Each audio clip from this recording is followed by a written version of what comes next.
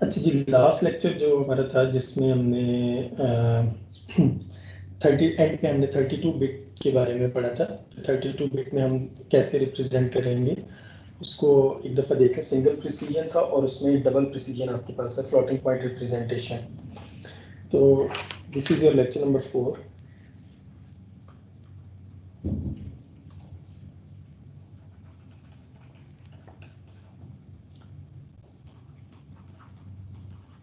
Sir इसका book से relevant sir कौन सा भी हम टॉपिक कवर करें सर? ये बुक में हमारा जो फर्स्ट है, बुक के अंदर 64 बिट की रिप्रेजेंटेशन है, 32 बिट की रिप्रेजेंटेशन नहीं है। तो मैं 32 और 64 दोनों बिट की रिप्रेजेंटेशन आप लोगों को करवा रहा हूँ। Right sir. बुक का प्रीलिमिनरीज वाला चैप्टर है। Right sir. बुक मैंने आप लोगों के लिए अपलोड कर दी है, उसमें देखिए टीम में अपलोड होगी तो आप वहाँ से डाउनलोड कर सकते हैं। सर कौन सा चैप्टर में होता है? ये चैप्टर 1 है प्रीलिमिनरीज का, introduction, first chapter. Burton and Ferris की बुक जो 9th एडिशन आपको कहा गया, उसी बुक का ये फर्स्ट चैप्टर है। उसके अंदर सिर्फ 64 बिट की रिप्रेजेंटेशन गिवन थी, मैंने इसमें से 32 बिट की रिप्रेजेंटेशन भी आप लोगों को उसमें करवा रहा हूँ। अच्छा, इसमें देखिए हमारे पास जो सिंगल प्रिसीजन की 32 बिट की रिप्रेजेंटेशन है, वो आपके पास मीन सिंगल प्रिसीजन 32 बिट।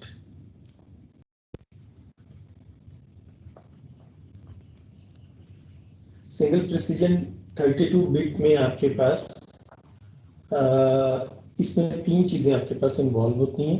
एक आपके पास उसमें इन्वॉल्व साइन और मेंटिसा और एक्सपोनेंट, ये 3 चीज़ें आपके पास रिप्रेजेंट मीन। फॉर एग्जांपल अगर आपके पास एक एक्स एक नंबर है जो कि बाइनरी रियल नंबर है आपके पास, और इसकी form 0.b1 b2 b3 up to so on multiply by 2 power of exponential. तो इस केस में आपने एक बाइनरी रियल नंबर है, इसको रिप्रेजेंट करना है, तो इसमें 3 चीजें आपके पास इंपॉर्टेंट थी। एक तो इसका साइन इंपॉर्टेंट है, मीन पॉजिटिव होगा या नेगेटिव होगा। फिर नंबर सेकंड पे जी जी सर वो आप सर आप लिख, आपकी वो राइटिंग बाद में आ रही है और आप बोल पहले रहे सर, तो थोड़ा हिस्सा लिख लेंगे। साइन आपके पास प्लस माइनस दोनों, और मेंटिसा इसमें इन्वॉल्व है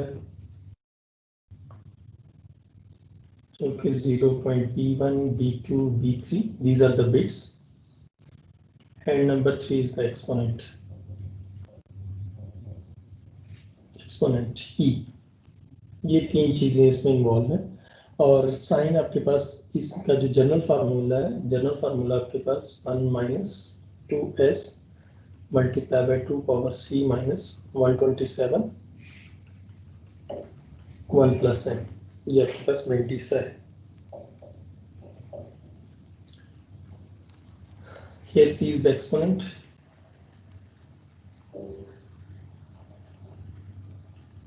s is the sign, either positive or negative, and m is the mantissa.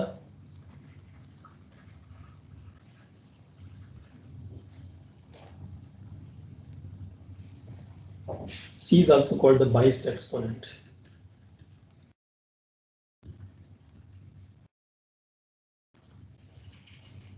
S के लिए आप हमेशा एक बिट रिजर्व करेंगे जो कि प्लस माइनस, अगर प्लस पॉजिटिव नंबर होगा तो आप उसको 0 बिट आप उसके लिए साइन करेंगे, अगर नेगेटिव नंबर होगा तो कंप्यूटर उसके लिए 1 को साइन करता है। ये 2 चीज़ें इसमें साइन के केस में आती हैं। और इसकी जनरल रिप्रेजेंटेशन हम कुछ भी, ये हमारे पास जनरल एक फार्मूला जिसको हम यूज़ करते हैं 32 बिट की रिप्रेजेंटेशन के लिए। इसमें आप लोगों ने देखा होगा कि C का अगर हम 0 is less than or equal to C is less than or equal to 1 times, ये आपके पास बाइनरी रिप्रेजेंटेशन है, और जब हम इसको डेसिमल में कन्वर्ट करें तो this is 256 with the base 10। इसमें से कंप्यूटर ने 0 is C is less than or equal to 256, अब जीरो साइन किया जाता है कि जब हमारे पास कोई नंबर अगर उसमें सेव ना हो सके तो उसको जीरो साइन कर दिया जाता है। अगर कोई एक्सपोनेंट आपके पास 256 से ग्रेटर आ जाए तो उसको वो एज एन इंफिनिटी ट्रीट करता है। ये दो चीजें आपके पास इसमें हैं। तो अगर हम इसको इन दोनों को निकाल दें तो हमारे पास रेंज 1 इज लेस देन और equal to C is less than और इक्वल टू 254 आ जाती है। और इसमें मैंने आपको बताया था कि अगर आप कोई नंबर कंप्यूटर के अंदर स्टोर करते हैं तो उसके एक्सपोनेंट में हमेशा 127 ऐड किया जाएगा, और अगर आप रिट्रीव करते हैं कोई कंप्यूटराइज नंबर तो उसमें आपको 127 माइनस करना पड़ता है। दो सेम सिचुएशन आपके पास 64 बिट के लिए भी है, mean double precision.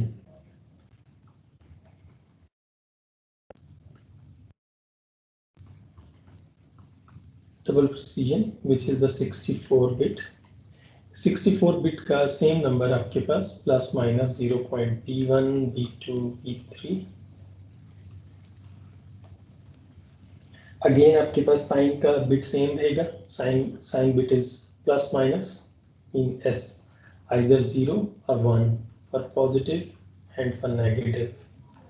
And then second is the exponent c by its exponent। इस केस में हमारे पास हम इसका जनरल फार्मूला अगर हम लिखें तो आपके पास जनरल फॉर्म इसकी जो हमारे पास 32 बिट है उससे डिफरेंट होती है। वो आपके पास है 1 minus 2s multiply by 2 power c minus 1023 multiply by 1 plus m। ये हमारे पास 64 बिट के केस में जनरल रिप्रेजेंटेशन है। इसमें आपने जो s है वो तो आपके पास सेम है। अब आपके पास जो s के लिए आप रिजर्व करेंगे 1 बिट, जबकि एक्सपोनेंट के केस में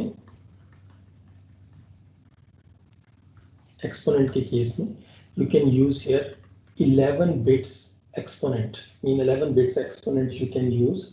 or similarly Mantissa, for the Mantissa n you can use 52 bits you can use। so total आपके पास 1 plus 11 plus 52 that will be equal to 64। इस केस में जब हमारे पास 11 बिट्स का ऑप्शन है तो C आपके पास 0 is less than or equal to C is 1 2 3 4 5 6 7 8 9 10 11 1 bits, जिसको अगर आप डेसिमल नंबर में कन्वर्ट करें तो that will be equal to 2047 with the base 10।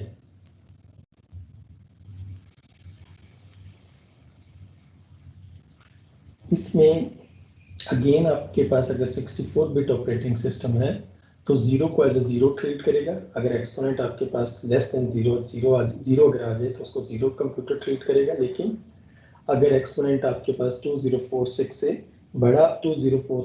बड़ा आ जाए तो उस केस में इसको एज एन इंफिनिटी ट्रीट किया जाएगा। तो आपके पास इस केस में सी की जो रेंज बनती है वो आपके पास है 1 इज लेस देन और इक्वल टू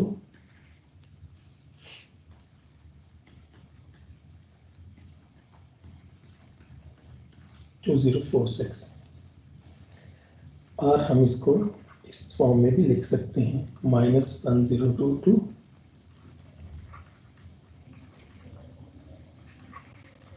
1023। और अगेन अगर आपको C की वैल्यू ऑब्टेन करनी है तो आपको ऐड करना पड़ेगा 1023, mean add 1023 in the original exponent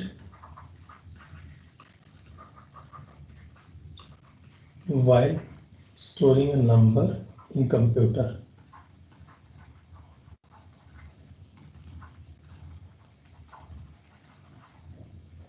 and अगर आपको नंबर रिट्रीव करना है तो उस केस में आपको सबट्रैक्ट करना पड़ेगा द ओरिजिनल एक्सपोनेंट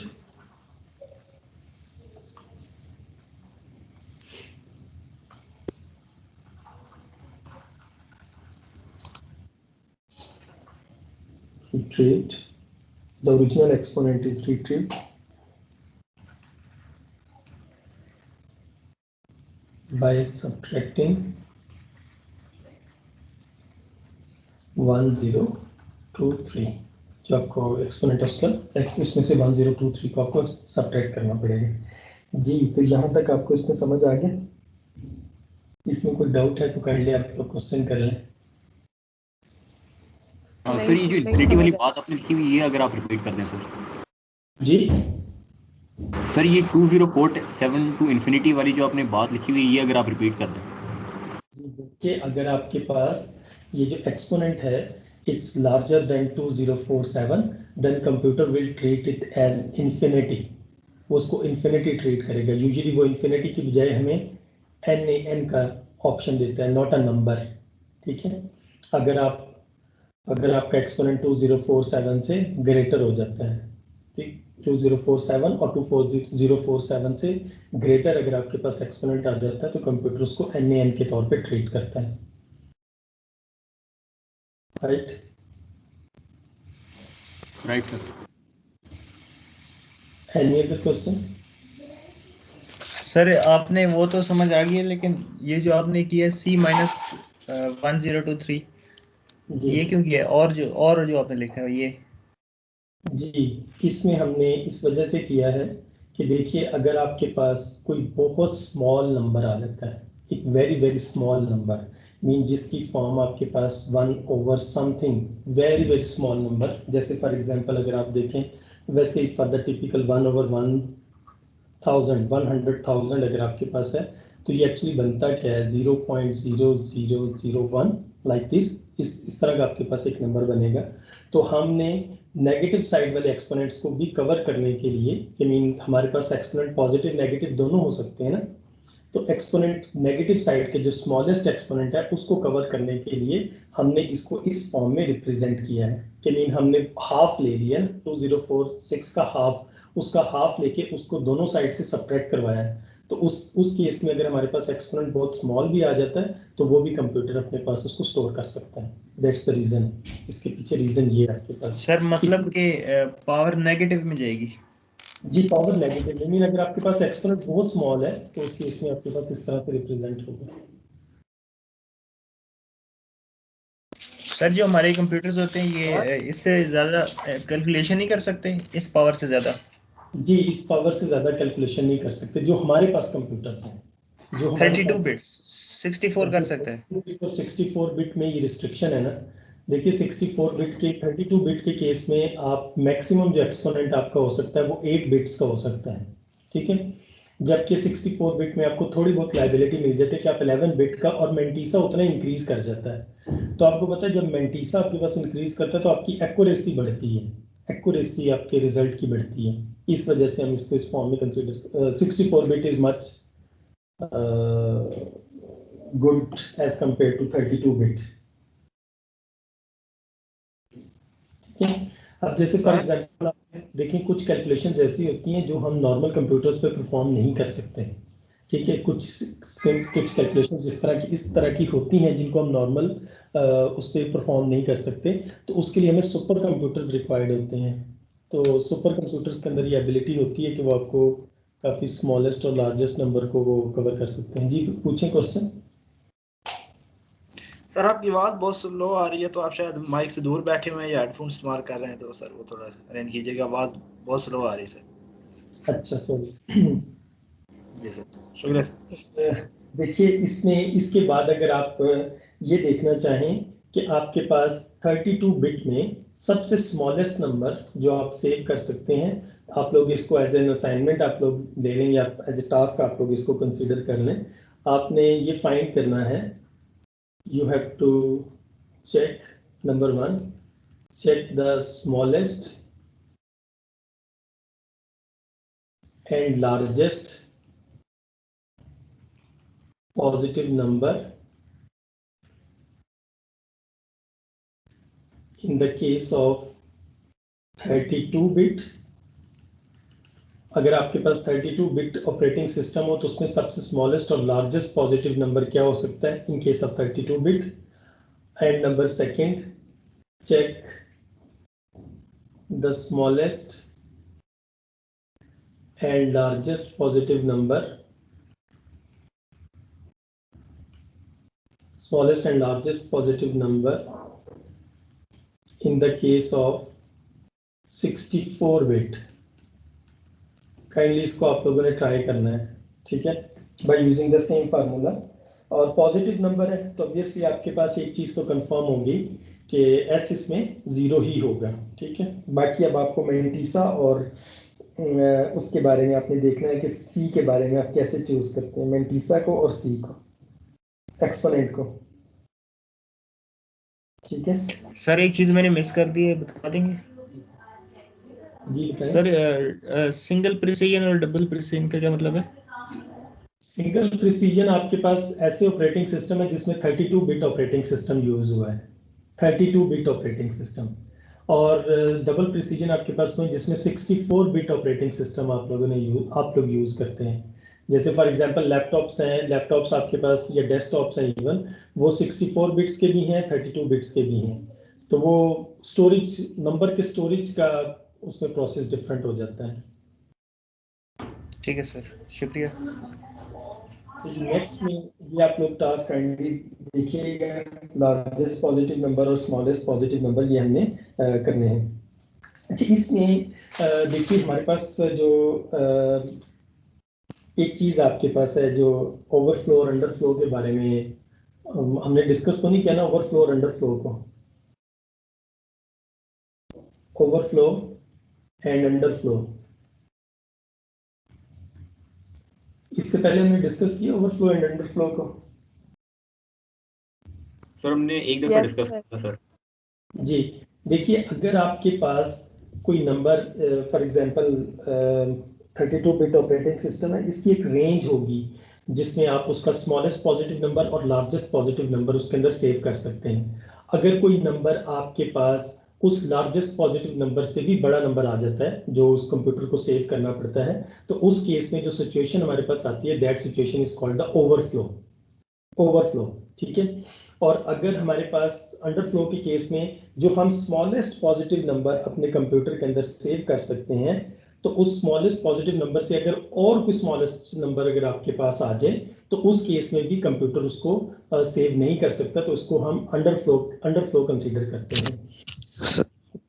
सर आपकी आवाज में लैग आ रही है बहुत ज्यादा।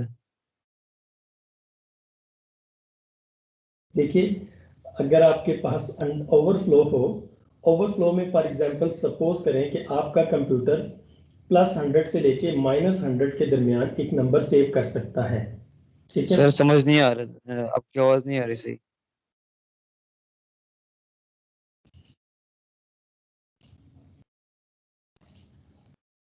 बाकी लोगों के साथ भी माइक में इशू है या दूर बैठे हुए हैं आप सर? अच्छा, एक मिनट।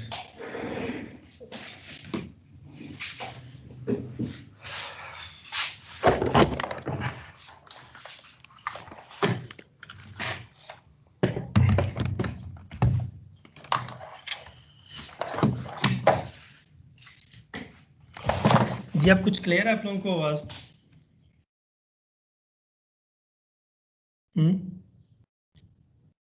अभी कुछ आवाज क्लियर है?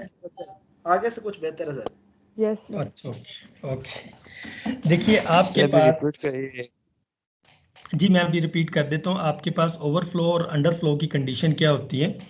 अगर आपके पास कोई भी एक मशीन है जो नंबर सेव कर सकती है बिटवीन -100 टू +100 के दरमियान, तो उस केस में अगर आप इसको रियल लाइन पे अगर आप इसको प्लॉट करें, यहाँ पे 0 और मैक्सिमम ये आपके पास 100 और ये इस साइड से आपके पास -100।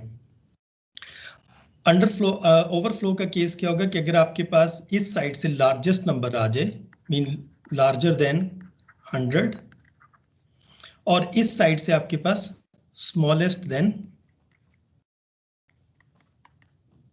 -100, तो इस सिचुएशन को हम जो कहते हैं, this situation is called overflow situation, overflow.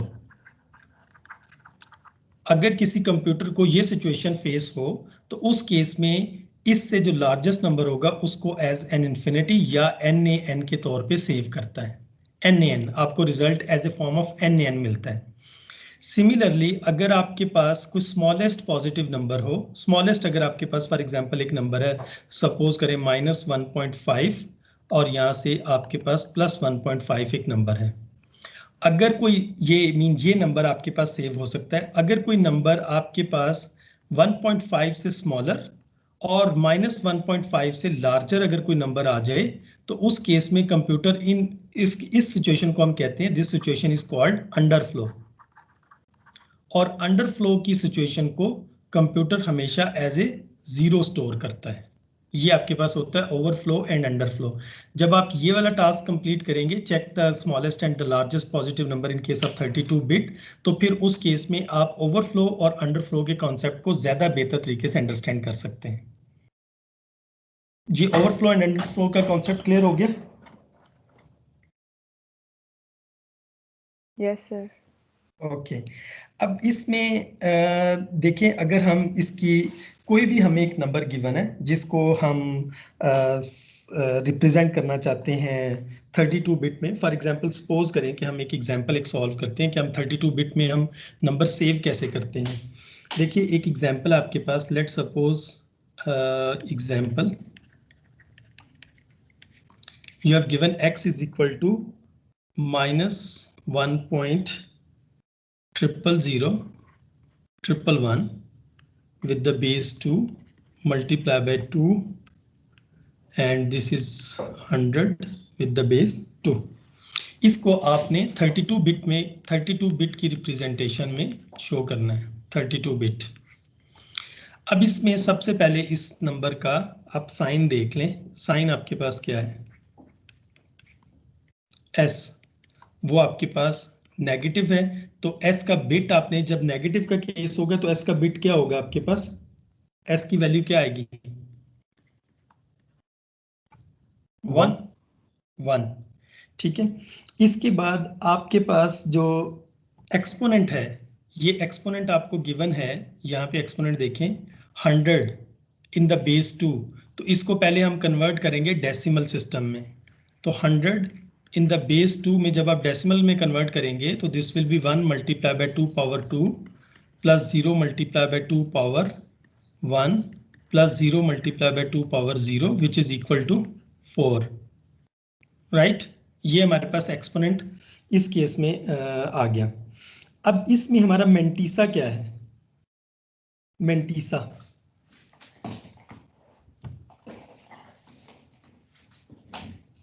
क्या है इसमें? 00011 पॉइंट के बाद वाले जो नंबर्स हैं जी, पॉइंट के बाद वाला जो नंबर है। अब यहाँ पे मेंटीसा आपके पास है, मेंटीसा इज इक्वल टू 0.001111, ये आपके पास इसका मेंटीसा है। ठीक है, इन द बेस 2, राइट। अब अगर आप मेंटीसा में नहीं, मेंटीसा हमेशा पॉइंट के बाद वाले नंबर्स होते हैं ना। राइट सर, पॉइंट के बाद वाले नंबर होते हैं, तो यूजुअली इसमें जब भी बाइनरी नंबर कोई होता है उसमें 1 लेफ्ट मोस्ट जो डिजिट होता है वो आपके पास 1 होता है। इसीलिए आपने जो फार्मूला देखा होगा 1 - 2s multiply by c power 2 power c - 127 multiply by 1 plus f, ये आपके पास उसका फार्मूला है, जनरल जो रिप्रेजेंटेशन है। अब आप इसमें वैल्यूज पुट करें, 1 - 2 मल्टीप्लाई बाय s आपके पास, इस केस में s आपके पास क्या है? 1। ठीक है, मल्टीप्लाई बाय c - 127 है। ठीक है, c - 127। अब इसमें देख लें एक्सपोनेंट को हम कैसे लिखेंगे, c - 127 इक्वल्स टू 4। याद रखें ये 127 भी बेस 10 में है और ये 4 भी बेस 10 में है, तो यहाँ से c की वैल्यू आपके पास 4 base 10 plus 127 in the base 10, तो c is equal to 131 with the base 10 आ जाता है। राइट, ये c की वैल्यू आ जाती है। और मेंटीसा, ये जो आपके पास f जिसे मैंने लिखा है, ये बेसिकली आप इसको f की बजाय m ही कह लें, तो मेंटीसा आपने यहाँ पे लिखना है 1 प्लस समथिंग। अब 131 को जरा आप इसको 1 मिनट जरा आप इसको बाद में कर लें, अभी हम सारी चीजें पहले प्रिपेयर। 131 विद द बेस 10 को कन्वर्ट करें बेस 2 में, तो ये कैसे कन्वर्ट होगा? 131 विद द बेस 10, इसको कन्वर्ट करना है आपने बाइनरी में, बाइनरी फॉर्म। तो आपको क्या करना पड़ेगा, 131 को डिवाइड करना पड़ेगा। देखिए 131, 26 और 25, then with the base 1, 232, 1, 216 0, 28 0, 24 and 0 और 22। Excuse me, sir. जी सर ये हम कन्वर्जन डायरेक्टली कैलकुलेटर से नहीं कर सकते, बाइनरी डेसिमल से जी बाइनरी कर और सकते बाइनरी से हैं, डेसिमल? बिल्कुल कर सकते हैं, कोई इसमें इशू नहीं है। 131 अगर आप लोग बाद में इसको चेक कर लें तो 131 विद द बेस। वैसे अगर आपको कन्वर्जन अगर पेपर में करने के लिए आए तो आपको मेथड यही अप्लाई करना पड़ेगा, वहाँ पे कैलकुलेटर को आपने यूज़ नहीं करना। 100 then 000 and 11 with the base 2। तो ये आपके पास एक्सपोनेंट आ जाता है, राइट। सी अब इसमें नेक्स्ट देखिए कि आपने जो मेंटीसा है उसको आपने देखना है। यहाँ पर अगर आपने मेंटीसा 1 प्लस एम की फॉर्म में आपने लिखा हुआ है तो उस केस में आपने ओरिजिनल मेंटीसा अगर आप देखें तो आपके पास डायरेक्टली उस केस में आपने 1 plus M is equal to 1.000 जो आपके पास 111 ये मेंटीसा आपने कंसीडर करना है। तो दैट्स वाई ऑब्वियसली जब m इसमें से माइनस होगा तो हम डायरेक्टली इसको 0.00111 सर आपकी स्क्रीन में बहुत लेग आ रहे हैं, आप बोल पहले रहे हैं और वो बाद में बहुत अच्छे फिर समझ नहीं आती। अच्छा देखें आपके पास 1 प्लस एम, अगर आपने इसको 1 प्लस एम कंसीडर किया, ये 1 की एडिशन की यही वजह है कि अगर आप mantissa 0.00011 with the base 2 consider mantissa consider करें तो ये भी आपके पास ठीक है। अदरवाइज आप 1 प्लस एम, क्योंकि ये 1 एम को जब आप मेंटेन करेंगे तो एम अल्टीमेटली इसके अंदर ऐड हो जाएगा। ऑब्वियसली आपके पास जो मेंटीसा ओरिजिनल है वो आपके पास ये है 0.00011। अब आप इसमें इसकी रिप्रेजेंटेशन देखिए, रिप्रेजेंटेशन में this is S first, then in the next आपके पास एक्सपोनेंट, एक्सपोनेंट क्या बना है आपके पास सी जी। टोटल कितने बिट्स हैं इसमें एक्सपोनेंट में,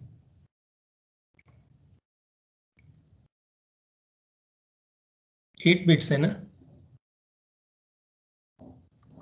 सी। यस सर 8 है। साइन एस के लिए एस का बिट कौन सा, 0 या 1 है? एस का बिट 1 है सर। 1 है। और सी के बिट्स आप देखिए, पहले 1 0 0 देन 0, ये सी के जो बिट्स हैं आपके पास, और फिर इसमें 0 एंड देन अगेन 0, और लास्ट बिट इसमें 1 एंड 1 है। तो ये आपके पास टोटल 8 बिट्स हैं। तो हमारे पास जो एक्सपोनेंट होता है उसके टोटल 8 बिट्स ही होते हैं in the case of 32 bits. अब रेस्ट जो आपके पास है वो आपके पास हम मेंटीसा को पुट करेंगे। मेंटीसा में कितने बिट्स अलाउ हैं 32 बिट्स में मेंटीसा के? मेंटीसा में कितने बिट्स होते हैं? 11 सर। 23 बिट्स मेंटीसा के केस में 23 बिट्स हैं। अब यहाँ पे आपके पास मेंटीसा में कितने नंबर ऑफ बिट्स हैं, काउंट करें जरा। ये आपके पास first, second, third, 8 bits. 4 5 6 bits हैं, टोटल 6 बिट्स हैं आपके पास मेंटीसा के।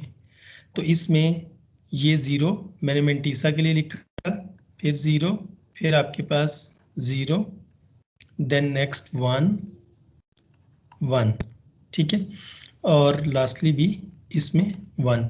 अब बाकी जितने आपके पास इसमें बिट होंगे, जितने बाकी रिमेनिंग बिट रह जाएंगे, ये कितने बिट्स का है 1 2 3 4 5 6 बिट्स का है। तो 23 में से 6 बिट तो आपने पुट कर दिए जो आपको मेंटीसा दिया गया है। बाकी जो रिमेनिंग बिट्स होंगे वो सारे के सारे आपके पास 0 पुट किए जाएंगे। 0 मीन कंप्यूटर उनको 0 0 अप टिल ये 23 तक, ताकि सारे बिट्स 23 तक कंप्लीट हो जाए। ये समझ आ गया आप लोगों को? मीन लेकिन सर वो तो वैल्यू चेंज हो जाती है सर। वो वैल्यू चेंज नहीं होती ना। उसकी रीजन ये है कि कंप्यूटर के अंदर आप जो मैक्सिमम बिट्स मेंटीसा के लिए सेव कर सकते हैं, अकॉर्डिंग टू दिस मेंटीसा आपके पास जस्ट 6 बिट्स आप सेव कर सकते हैं, जबकि आपको ऑप्शन अवेलेबल है कि आप 23 बिट्स का मेंटीसा सेव कर सकते हैं। अब बाकी जो रिमेनिंग होंगे 23 माइनस 6 में से आपके पास 17, उन सबको कंप्यूटर एज ए 0 ट्रीट करेगा। 0 0 0, ठीक है, वो इसको 0 ट्रीट करता है। ये कंप्यूटर का इसका रूल और लॉ आप कह लें। ये क्लियर हो गया? सर ओरिजिनल जो हमें हमारी वैल्यू दी थी x, वो बाइनरी में थी, वो कितने बिट्स में थी? वो बाइनरी में ही थी आपके पास। यहाँ पे x को देखें ना, वो मतलब कंप्यूटर 32 बिट्स में नहीं थी लेकिन बाइनरी में थी। जी बाइनरी में ही ये आपके पास रिप्रेजेंटेशन है और ये सेव की गई थी। हमने सिर्फ ये देखा कि आपने हमें अगर कोई बाइनरी नंबर हो तो कंप्यूटर उस बाइनरी नंबर को किस फॉर्म में सेव करता है। ये ओरिजिनल हमारे पास बाइनरी नंबर था, ठीक है, और ये कंप्यूटर के अंदर उसकी सेविंग इस तरह की है। ये जो लास्ट में हमने बॉक्सेस बना के रिप्रेजेंट किया, ये उसकी रिप्रेजेंटेशन है, ये वाली, ये रिप्रेजेंटेशन है उसकी। जी सर। और सर ये जो पॉइंट से पहले 1 है, इसका क्या होगा? पॉइंट से, ये पॉइंट से पहले वाला जो 1 है, लेफ्ट मोस्ट डिजिट है, ये हमेशा लेफ्ट किया जाता है, क्योंकि आपके पास फार्मूला में देखें ऑलरेडी मेंटीसा के अंदर 1 प्लस है, तो अगर वो जो लेफ्ट मोस्ट डिजिट आता है, बिट आता है, उसको वो स्किप किया जाता है इसमें। ओरिजिनली वो होता है क्योंकि 1 प्लस की फॉर्म में मेंटीसा है ना आपके पास, mantissa is in the form of 1 plus m है, तो वो लेफ्ट मोस्ट जो बिट होता है उसको मीन समझे कि उसको स्किप किया जाता है कंप्यूटर रिप्रेजेंटेशन में, क्योंकि उसके जर्नल फार्मूले में ऑलरेडी लिखा हुआ है। जी सर अगर यहाँ पे 1 की जगह 0 होता, 0.00, जी जी, तो उस केस में आपके पास देखें ना, मेंटीसा आपके पास, मेंटीसा आपने कैलकुलेट कहाँ से करना है? अगर आपके पास लेफ्ट मोस्ट पे, अगर आपके पास जब भी आपने मेंटीसा कैलकुलेट करना है, तो आपने जो ओरिजिनल आपको कंप्लीट नंबर गिवन है उसको पुट करना है इक्वल टू 1 प्लस m। तो आप देखेंगे उससे आपके पास वैल्यू रिड्यूस हो जाएगी जब 1 उसमें से सब्ट्रैक्ट होगा। यूजुअली ऐसा होता नहीं है, लेफ्ट मोस्ट डिजिट हमेशा 1 होता है उसमें, मोस्ट केसेस में।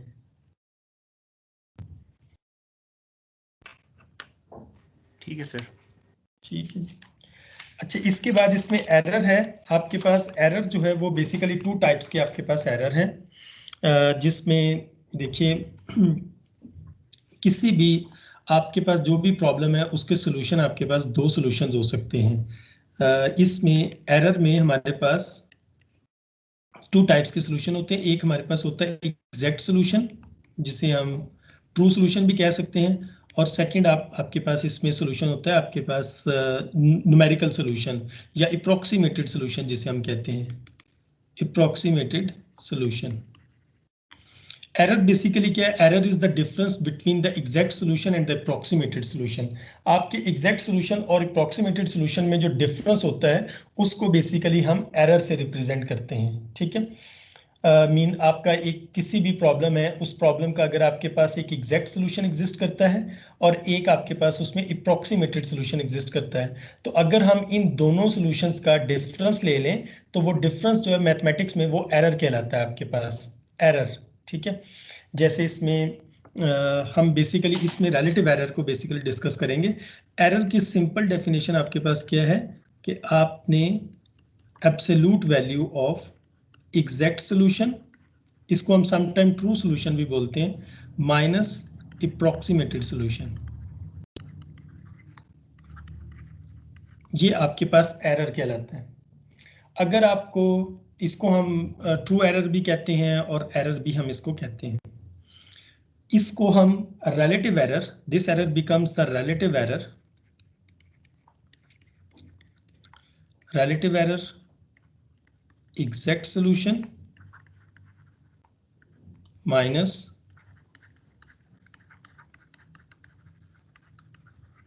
approximated solution absolute value divided by absolute value of exact solution.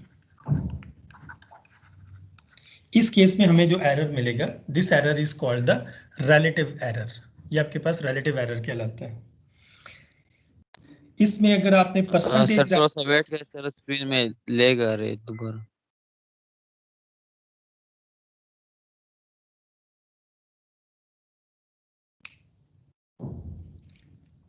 Next जो आपके पास एरर है दैट्स द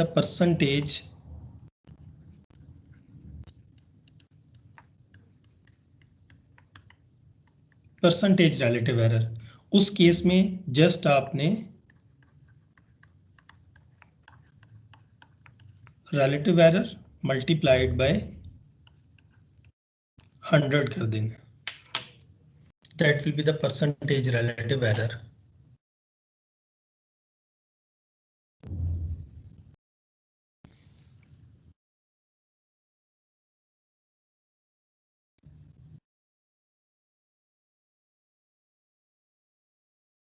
ये क्लियर हो गया आपको?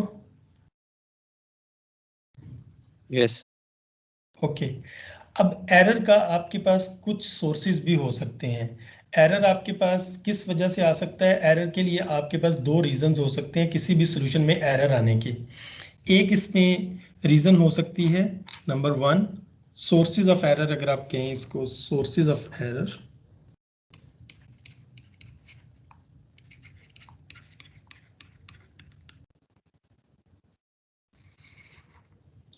सोर्सेज ऑफ एरर नंबर 1 आपके पास हो सकता है राउंड ऑफ एरर्स.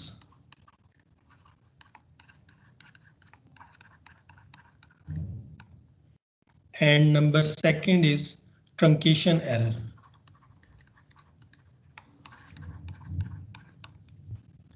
तो आपके पास सोर्सेज दो हो सकते हैं किसी भी एरर के. एक आपके पास है राउंड ऑफ एरर और दूसरा आपके पास है ट्रंकेशन एरर. अब राउंड ऑफ एरर आपके पास क्या, सबसे पहले देखिए कि हम राउंड ऑफ एरर जो है वो किस वजह से हमारे पास अपीयर हो सकता है. देखिए राउंड ऑफ एरर को हम देखते हैं. Round of error,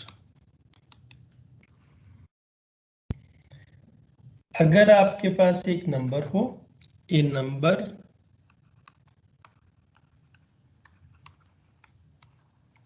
can be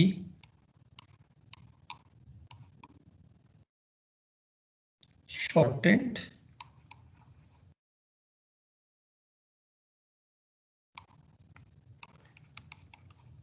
either by chopping of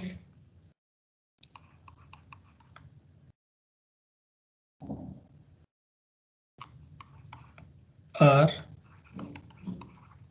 discarding the extra digit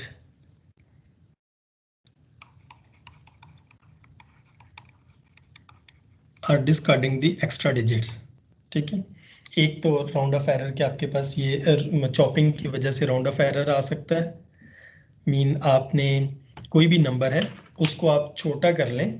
किस तरह से? बाय चॉपिंग ऑफ और discarding the extra digits. Mean जो एक्स्ट्रा डिजिट्स हैं उनको आप डिस्कार्ड कर दें.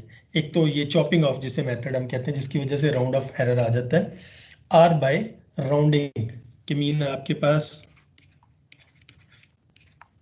राउंड कर लिया जाए. राउंडिंग, आपने राउंडिंग मेथड भी पढ़ा होगा कि हम किसी नंबर्स को राउंड कर लेते हैं.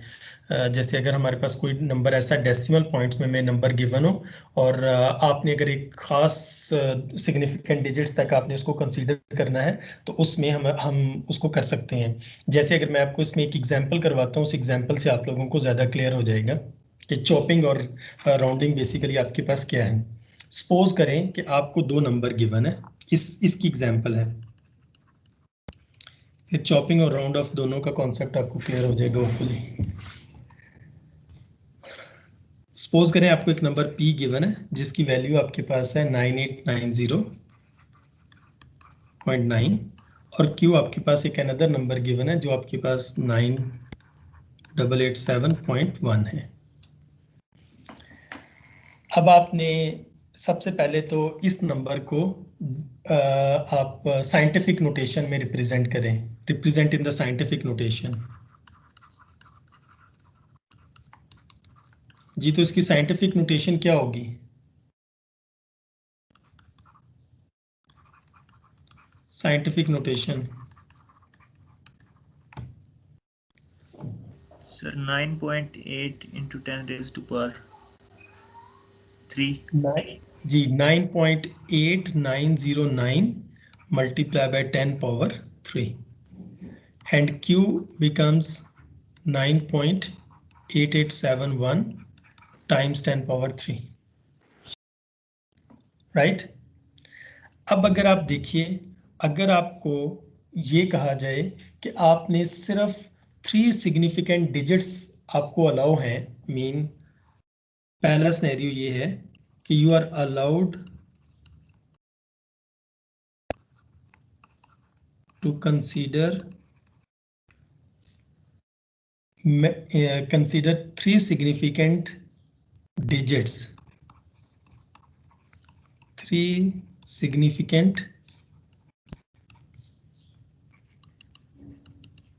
digits in Mantissa। आपको ये कहा जाए कि आपने Mantissa में सिर्फ 3 significant digits लेने हैं, ठीक है। तो उस केस में P और Q आपके पास नंबर क्या हो जाएंगे, कोई बताएगा? P क्या हो जाएगा आपके पास? P is equal to 9.890 times 10 power 3. Yes sir. And Q is 9.887 into 10 raised to power 3. ठीक है, ये एक फर्स्ट आपने सिनेरियो लिया, ठीक है। अब अगर आप राउंड ऑफ नहीं करेंगे? नहीं, अभी हम सिर्फ पहले चॉपिंग का मेथड हम देख रहे हैं ना, चॉप करने का मतलब क्या है, ठीक है। फिर मैं आपको राउंड ऑफ का भी बताता हूँ कि राउंड ऑफ का क्या होगा आपके पास। चॉपिंग मेथड में हमने क्या किया कि ये हमने चॉप कर दिया। चॉप का मतलब है कि हमने डिजिट डेसिमल पॉइंट के बाद ओनली 3 नंबर ऑफ डिजिट्स हमने कंसीडर किए, 3 सिग्निफिकेंट डिजिट्स। तो इस केस में हमने राउंडिंग भी अप्लाई नहीं की, हमने सिर्फ चॉप कर दिया, मीन एक्स्ट्रा डिजिट्स को हमने निकाल दिया उसमें से। अब अगर आप इन दोनों की एरर फाइंड करें, इन दोनों का अगर आप डिफरेंस देखें, ये नियरली इक्वल नंबर्स हैं, अगर आप इन दोनों का डिफरेंस अगर आप फाइंड करें, जैसे अगर हम इनका P माइनस Q अगर हम फाइंड करें तो 9.890 times 10 power 3 minus 9.887 times 10 power 3, इन दोनों का अगर हम डिफरेंस लें तो आई थिंक इनका डिफरेंस हमारे पास 3 आएगा, जो कि mean 0.003 multiply by 10 power 3 which is equal to 3 आ जाता है आपके पास, राइट। ये मैंने ठीक किया ना, इसको दोनों को आप सब्ट्रैक्ट करके देखें। ये पहला आपके पास मेथड है, ठीक, ये चॉपिंग किया हमने। सेकंड केस ये है सर चॉपिंग जो मेथड है बेसिकली ट्रंकेशन ही है सर ये? नहीं, चॉपिंग के मेथड में ट्रंकेशन भी नहीं है, राउंडिंग भी नहीं है। ट्रंकेशन हमारे पास, truncation is a different thing. Truncation वो सीरीज से रिलेटेड है, वो सीरीज से रिलेटेड है, ये सीरीज नहीं है, जस्ट नंबर है, आपने चॉप किए हैं एक्स्ट्रा डिजिट्स। नंबर सेकंड ये है कि अगर आप राउंडिंग यूज करें, if we use rounding, second जो सिनेरियो है राउंडिंग के केस में, अगर हम इस नंबर को राउंड करना, इस नंबर को अगर हम राउंड करना चाहें तो P हमारे पास क्या बनेगा राउंड करके? 9.891 राउंडिंग करके ये हमारे पास बनेगा 10 पावर 3, क्योंकि अगर जिस नंबर पे हमने राउंडिंग अप्लाई करनी है उस केस में हमारे पास, मीन हमने वही कंसिडर करना कि मेंटिसा में हमारे पास 3 सिग्निफिकेंट डिजिट्स आने चाहिए। तो अगर हम जब राउंडिंग अप्लाई करते हैं तो राउंडिंग हमारे पास 0 पे अप्लाई होगा। अगर 0 के बाद जो नंबर है वो अगर 5 है या 5 से ग्रेटर है तो उससे पहले वाले नंबर को 1 टाइम्स आपने इंक्रीज करना होता है। एम आई राइट? ठीक है। yes, और सेकंड में Q के केस में राउंडिंग अप्लाई करें तो वो आपके पास 9.887 ही रहेगा। मल्टीप्लाई बाय 10 पावर 3, क्योंकि इस केस में 7 के बाद जो नंबर है वो हमारे पास 1 है जो कि 5 से स्मॉलर है, तो इस केस में हम इसको 9.887 multiply by 10 power 3 he consider करेंगे। अब अगर आप इन दोनों का डिफरेंस कैलकुलेट करें P माइनस क्यू, तो इस केस में हमारे पास ये जो डिफरेंस आएगा वो डिफरेंस आएगा 0.004 मल्टीप्लाई बाय 10 पावर 3, तो ये हमारे पास आ जाता है 4, रिजल्ट आ जाता है। ठीक है, तो इस केस में हम ये तो हमारे पास एक दफा हमने चॉपिंग अप्लाई किया, एक दफा हमने राउंडिंग अप्लाई किया, तो दोनों का डिफरेंस हमारे पास आ गया। लेकिन अगर हम इसका जस्ट एग्जैक्ट लें, ना हम चॉपिंग अप्लाई करें ना हम इसमें राउंडिंग अप्लाई करें, तो उस केस में मीन एग्जैक्ट अगर हम लें, exact solution mean P minus Q, इसमें आपने चॉपिंग भी अप्लाई नहीं करनी और राउंडिंग भी अप्लाई नहीं करनी, तो वो आपके पास बेसिकली क्या है 9.8909 multiply by 10 power 3 minus 9.8871 multiply by 10 power 3, तो इसका रिजल्ट क्या आएगा P माइनस क्यू का, ये जो एग्जैक्ट डिफरेंस है P minus Q without chopping और विदाउट राउंडिंग, ये आई थिंक 3.8 बनेगा, 3.8। ठीक है, तो अब इसमें से इन दोनों में से देख लें कि चॉपिंग और राउंडिंग में से कौन सा क्लोज है ट्रू सॉल्यूशन के, तो आपको ट्रू सॉल्यूशन के क्लोज कौन सी वैल्यू लगती है, राउंडिंग से या चॉपिंग से? राउंडिंग से। ठीक है,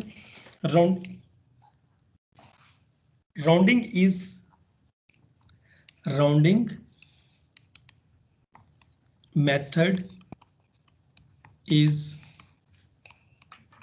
close to exact solution।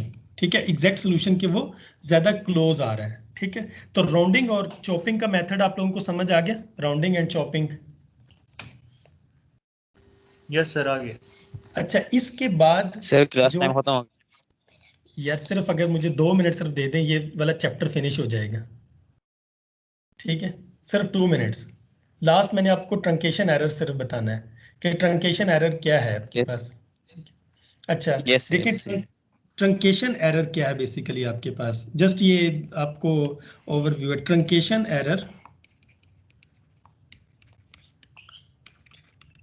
Suppose करें कि आपके पास एक सीरीज है, साइन एक्स की फॉर्म की एक सीरीज है, sine x is equal to x cube divided by 3 factorial plus x5 divided by 5 factorial plus up to so on. ये आपके पास एक सीरीज है, ये साइन की सीरीज है। इस साइन की सीरीज में अगर आपको फॉर एग्जांपल वैल्यू कैलकुलेट करनी है साइन पाई बाय 6 की, ठीक है, साइन पाई बाय 6 आपके पास 30 डिग्री है ना, तो साइन पाई बाय 6 की आपके पास वैल्यू क्या होती है, 1/2 होती है शायद, या इसके अंडर 3/2 होती है, इसको चेक करना है। इसकी आप एक एग्जैक्ट वैल्यू ले लें, एग्जैक्ट वैल्यू। ठीक है, अब इसमें आपने क्या करना कि आप एक दफा पहला एक प्रोसीजर ये अप्लाई करें कि साइन एक्स की सीरीज को आप जस्ट एक्स ले लें और फिर यहां से इसकी वैल्यू कैलकुलेट करें, पहला मेथड। दूसरे में आप साइन एक्स की सीरीज को x minus x cube divided by 3 factorial 2 terms तक कंसीडर करें, और फिर थर्ड केस में आप साइन एक्स को कंसीडर करें x minus x cube divided by 3 factorial plus x5 divided by 5 factorial. आप 3 टर्म्स कंसीडर कर लें, या इवन आप इसमें 4 टर्म्स कंसीडर कर लें, mean x7 divided by 7 factorial. तो इस तरह से जैसे जैसे हम सीरीज के अंदर नंबर ऑफ टर्म्स हम बढ़ाते जाते हैं तो हम उतना ही एग्जैक्ट वैल्यू के क्लोज हमारे पास जो रिजल्ट है वो आता जाएगा। तो इस तरह की जो इस केस में जो हमारे पास एरर अपीयर होता है, this error is called the truncation error. इसको आप लोग एज एन एग्जांपल कर सकते हैं कि आप इसमें साइन पाई बाय 6 की एग्जैक्ट वैल्यू कैलकुलेट कर लें। एग्जैक्ट वैल्यू आपको इसकी नोन होगी जो कि आपके पास मे बी समथिंग √3/2 है, if I am correctly remember, √3/2 है समथिंग। ये आपके पास इसकी एग्जैक्ट वैल्यू है। आप एक टर्म कंसीडर करके वैल्यू कैलकुलेट करें, फिर आप 2 टर्म्स वैल्यू कैलकुलेट करें, फिर 3 टर्म्स अगर आप वैल्यूज कैलकुलेट करें, तो आप अगर एग्जैक्ट और इन अप्रोक्सीमेटेड वैल्यूज का डिफरेंस देखेंगे तो आपको नजर आएगा कि जो जो आप टर्म्स बढ़ाते जाएंगे उतना ही डिफरेंस आपके पास कम होता जाएगा। तो इस तरह की जो एरर हमारे पास अपीयर होती है मैथमेटिक्स में, उसको हम ट्रंकेशन एरर कहते हैं। ट्रंकेशन एरर मीन आप उसको ट्रंकेट कर देते हैं, टर्म्स को ट्रंकेट कर देते हैं, ठीक है। तो ये ट्रंकेशन एरर, तो 2 टाइप्स की एरर आपके पास होती है। दैट्स इट, ये था आपका, ये आपका फर्स्ट चैप्टर कंप्लीट हो जाता है। नेक्स्ट अब हमने कल की क्लास में इंशाल्लाह हम इसका सेकंड जो टॉपिक है वो स्टार्ट करेंगे, जो न्यूमेरिकल मेथड से रिलेटेड है, जैसे मेथड्स हैं जिसमें एक बात पूछना, हमारी बुक्स तो अपलोड कर देंगे जी। सर बात ये पूछनी है कि सर आपने ये पिछले नोट्स अपलोड किए थे टीम्स पे? मैंने पहले अपलोड किए थे, वो किसी ने डिलीट कर दी थी। आप में से who is the CR GR कौन है आप में से? जी सर, ये बच्चे ना वो सर, खुद मैंने डाउनलोड करके आपको- डिलीट कर देते। सर मैंने आपको सर आप भेजा था। ऐसा करें कि LMS का कोड हमें दे दे, वहाँ पे अपलोड करें सर। यार वो या सर LMS से कोई का नहीं डिलीट कर सकते। LMS पे मेरा अकाउंट बन गया, लेकिन वो LMS पे मेरी क्लासेस वहाँ पे शेड्यूल नहीं हुई है, इस वजह से मैं वहाँ पे कोई चेंजेस नहीं कर पा रहा। वो मैंने रिक्वेस्ट की हुई है आपकी हायर अथॉरिटी से, वो जो ही एक्सेस मिलेगी तो फिर मैं उसको कर दूंगा। बहरहाल आप में से आप GR आपने मुझे ईमेल किया था पहले? यस सर, मैंने आपको ईमेल की थी। जी जी, वो मैंने उसके ऊपर ना आपको मैं अटैचमेंट आपको उसकी बुक की अटैचमेंट आपको सेंड कर दी है, ठीक है, वो आपको भी मिल जाएगी। और बाकी नोट्स की अटैचमेंट मैं आपको भी सेंड कर देता हूँ थोड़ी देर में। ये क्लास लेने के बाद ना 4:30 बजे क्लास, 4:30 तक क्लास है, उसके बाद मैं आपको दोबारा अपलोड कर दूंगा, ठीक है, आपको सेंड कर दूंगा, ईमेल कर दूंगा। Okay sir. ओके जी। और आप ना काइंडली एक काम कीजिएगा, अटेंडेंस अगर काइंडली नोट कर लें, मैं यहाँ से डाउनलोड तो कर लूँगा, लेकिन कुछ यहाँ पे अटेंडीज नहीं है, कुछ प्रेजेंटर्स हैं, तो उनकी मिस ना हो जाए अटेंडेंस, ठीक है। Okay sir. थैंक यू जी, ओके जी, अल्लाह हाफिज़। अल्लाह हाफिज़ सर। अल्लाह हाफ़िज़।